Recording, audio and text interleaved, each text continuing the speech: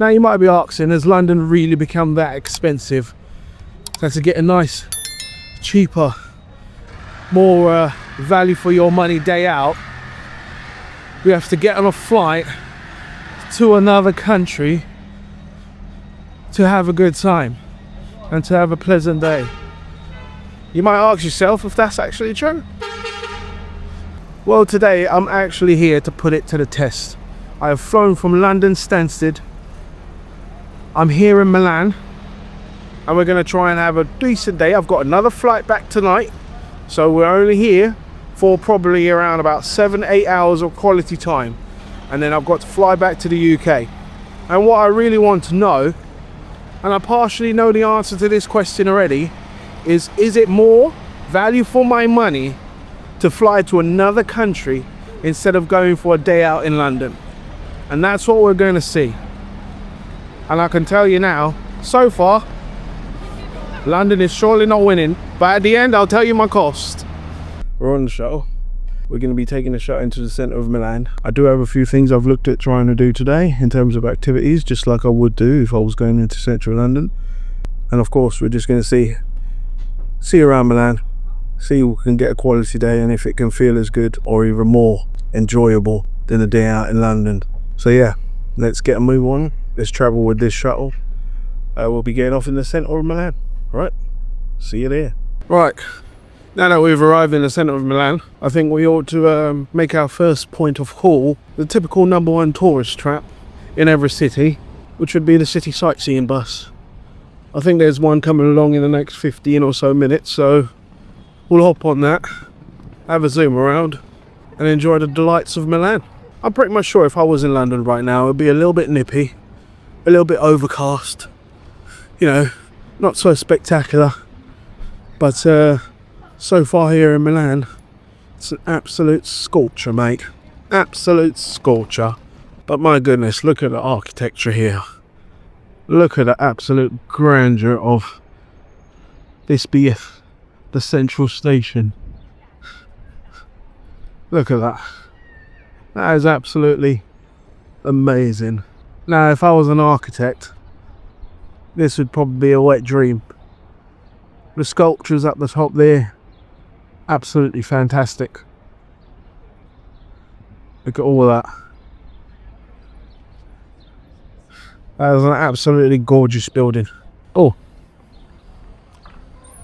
apple a day keeps the doctor away. Same this BS our bus. Try to get a seat up at the top.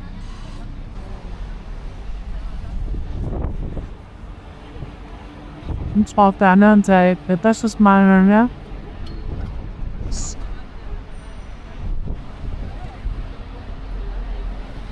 So this seemingly is the shopping area. What would class as the Oxford Street sort of thing, maybe. We've got H&M over there, we've got Guess there.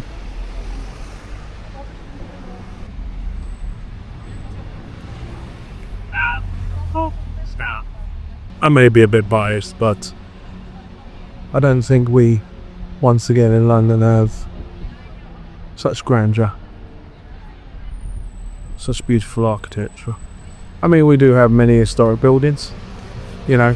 I might be a little bit biased as I'm so used to London, but along here it's just immense stuff, you know.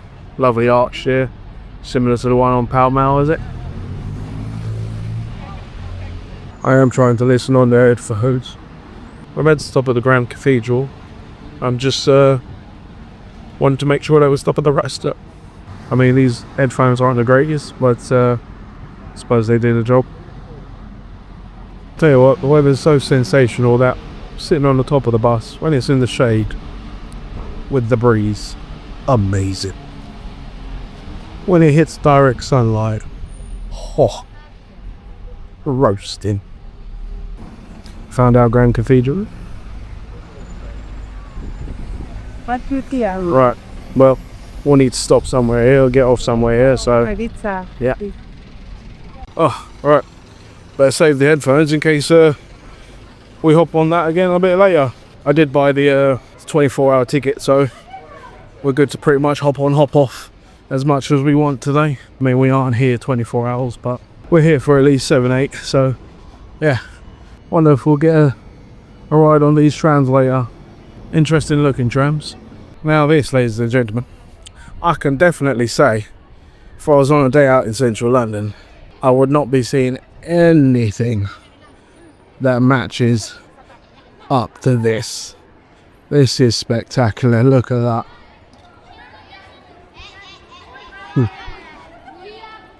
That is something immense. That is something what we see. We look at things like that. You're just looking at history. You're just looking at history. That is amazing. Now they do class it as the largest church in Italy. And unbelievably, or potentially believable, depending how you look at history and how long it took some things to be built, this actually took a staggering near 600 years to be officially completed. Started in the 1300s and then finally finished around about 1965 officially. But the fact of the matter is, you cannot come to Milan and not come and visit here.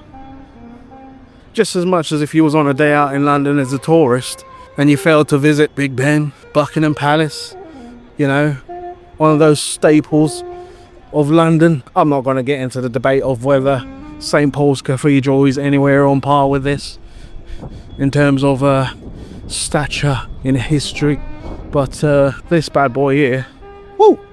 The amount of photo shoots I see going on, both professional and amateur, but I can't fault them.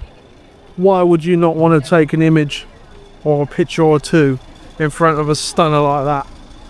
The queue to get inside is quite intense. I've managed to get a nice fast track pass, so we'll go to the fast track entrance, shall we? We're essentially on the roof. As you can see how close we are to the top there. I don't think I'd want to tackle those stairs. Not for those that are not friendly with heights. I wouldn't want to walk down there, so it's probably a good idea there. They probably, I can guarantee they probably had that open at one stage.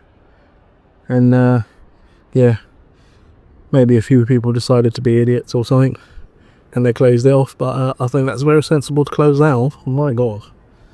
One slip, oh dear. Here's our squib. So we're quite high up at the moment.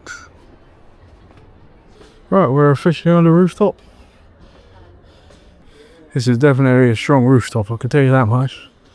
To hold everybody that's here.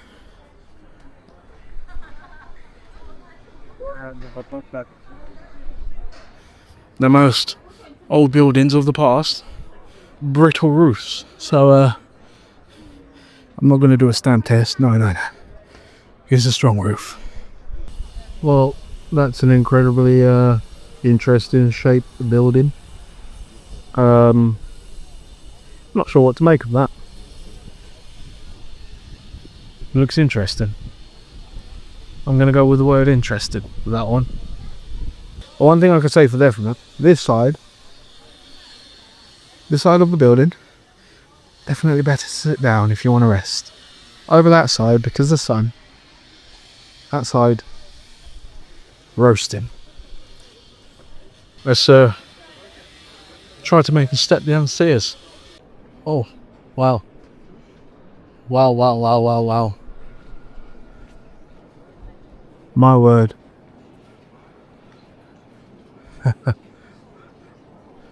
was literally about to complain about the bloody stairs that I've just had to climb down, because I had the beautiful pleasure of the lift going up, because I paid for the fast track with the lift to the terrace. And I was about to complain to say, if I had to climb those stairs, I would not have been best pleased. But coming down those stairs, right into this opening, is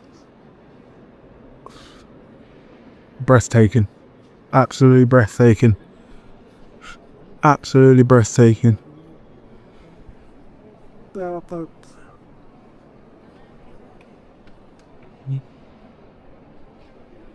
이숙지. Like, Thanks. words literally can't describe the beauty of all of this. Like, it's simply just, I feel like saying such things as amazing and whatever else just simply doesn't do justice. It really just doesn't. Just take a look at that.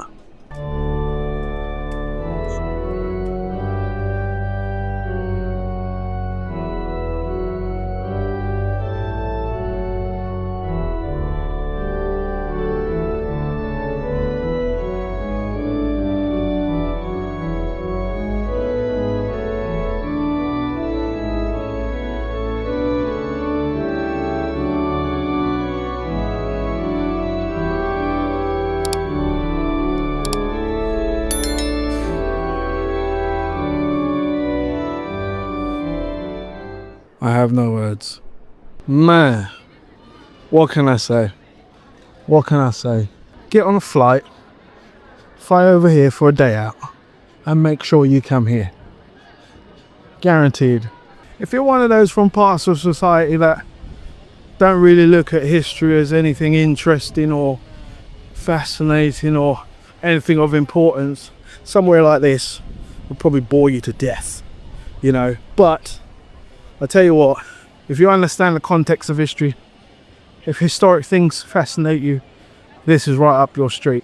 Just try and find the hop on, hop off stop. We'll probably jump on that for a minute, carry on cruising around. I would sit down and have a little spot of lunch, but I'm not going to waste too much of my time. I'd rather use my time a little bit wisely. They have so many variations of trams. Normally most cities you have one sort of variation of a tram. Oh no, not Milan. We're going to give you very many different variations. Back on the hop on, hop off. Let's carry on seeing the glorious Milan.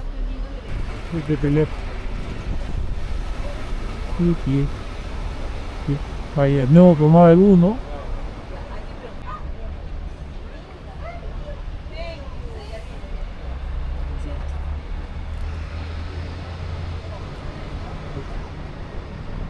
I mean, over there, we won't stop to visit it now, but of course you've got the castle, very historic.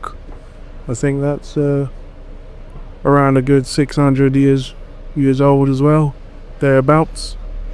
Very historic building, of course.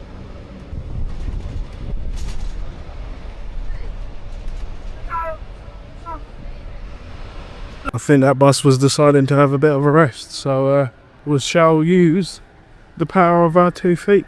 Right, where I do want to get to is I know Leonardo da Vinci has a science museum nearby, so we'll try and see if we can get there and get inside and have a look, see what it's all about in there. Well, that's a very packed street library there. I know in the UK we just mainly we've put old phone boxes to use and chuck them in there, but I think that's the biggest street library, pop-up street library I've seen. I'm sure someone will say, oh, really? Yeah, maybe I've been under a rock. Who knows?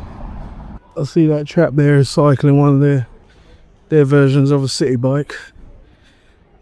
I would like to try it, but in this heat, this top will be a very dark green from all the sweat that will be protruding. This is quite marvellous weather. It's tranquil. It's delightful. Oh my word, look at this.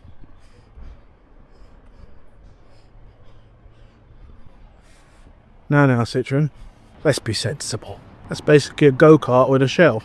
There's me having a word with Citroen, and I've got a clue what go-kart shell that one is. And another different looking tram. I've seen about 5 variations of trams today, I believe. I think they just keep the old ones. Yeah, refit, reuse, the lot. What is with the small cars, people? What? Fat Boy here would fit into that basically just as a driver and a passenger all in one. Probably very efficient. Very good on fuel or electric, whatever it uses, but bloody hell. There's a lot of clothes stores, shoe stores and everything else. I shall not be looking. See, with Milan being one of those fashion capitals of the world next to the likes of Paris, probably going to one of them and see a pair of socks and pull it out, let's say £65, you know, and be like, why? Why? Apparently because it's fashion.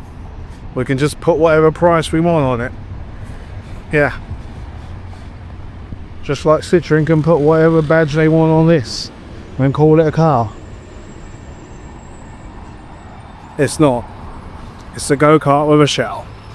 So here we are in the museum of the man himself, the one and only Leonardo da Vinci. I know Leonardo da Vinci is quite famous for he's mainly known for his paintings, but of course he was quite a clever man and quite the engineer. He went on to obviously create numerous designs that never got built during his lifetime, but inspired others to actually go on and bring those designs to life down the line many years after his death. So he was quite a visionary. Looks like a photo booth saying go in for instructions, so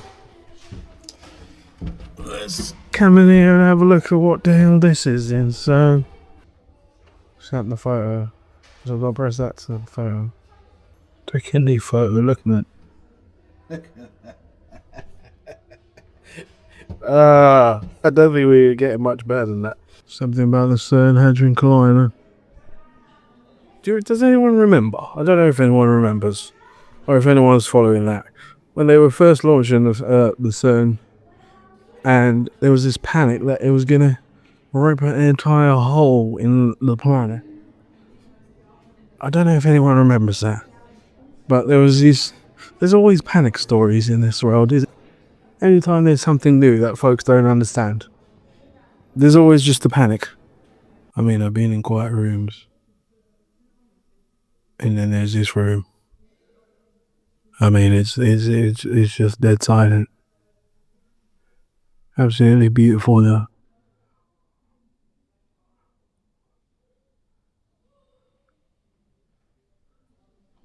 But if I was here on a late night, I'd feel very haunted. Because the silence is very eerie in this room. Yeah, to me, for humanity, if we could achieve something like that, that would be absolutely epic. But we're too busy firing rockets at each other and arguing about our skin colours, so I doubt we'll achieve that anytime soon. I mean, see, these old school instruments, I think sometimes we're so busy in front of our phone scrolling that we actually forget to look at a bit of humanity to see how far we've actually come in such a, what we can call a short period of time when you look at the grand scheme of things, but my God.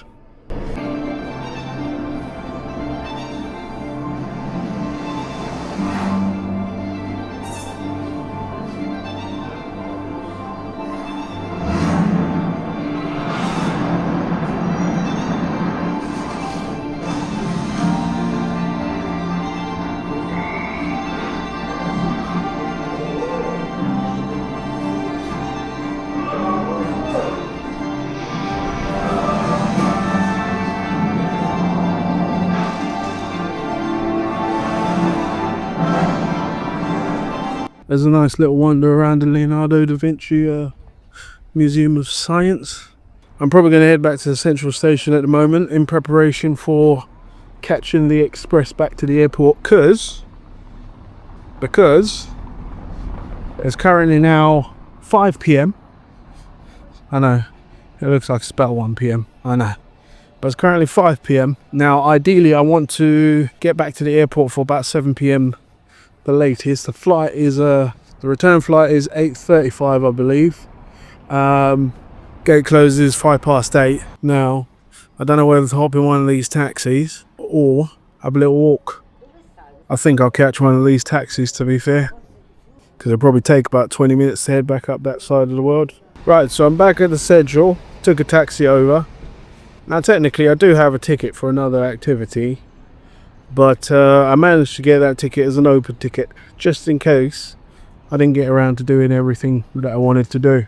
So technically I will be back in Milan, and of course I'll still be able to use that ticket for the remainder of the year, whilst I wait on my shuttle bus back to the airport and decide whether I'm going to be eating some grub here or at a restaurant at the airport. Let's discuss some costs, shall we? So of course, the whole point of this exercise was to see if I could have a nice decent day out by flying to the Italian city of Milan from London, and if I could have a good old jolly time, a nice day out in a different country, in a nice city, beautiful city at that, for a lot less than what it would cost me just to travel down the road from my house to London. My return ticket to Milan, $29.98 by Ryanair. $29.98. If I had chosen to do a return ticket down to London today, leaving at the same time, departing at pretty much the same time that the train closest to 7:05 or 7:07, right? A return ticket and return around a similar time in the evening, right? To travel, remember, an hour down the road on the train from my house. They wanted £67.60. I'll repeat that for those in the back. £67.60. So essentially, I've travelled to Milan for less than half of that. You know, less than half of that. And I could have carried a guest with me.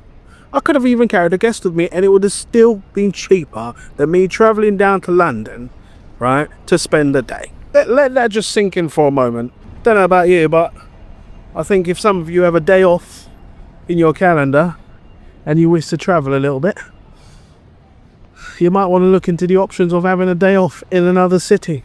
Now some folks will say, oh, but you know, the cost of getting to the airport and back and whatever else. I'll put it this way, right? There's an express bus that leaves from near me, right? Return ticket on the express bus to and from the airport, £6 return. I'm still very much cheaper coming to Milan for the day out than being in London. Right, let's go home.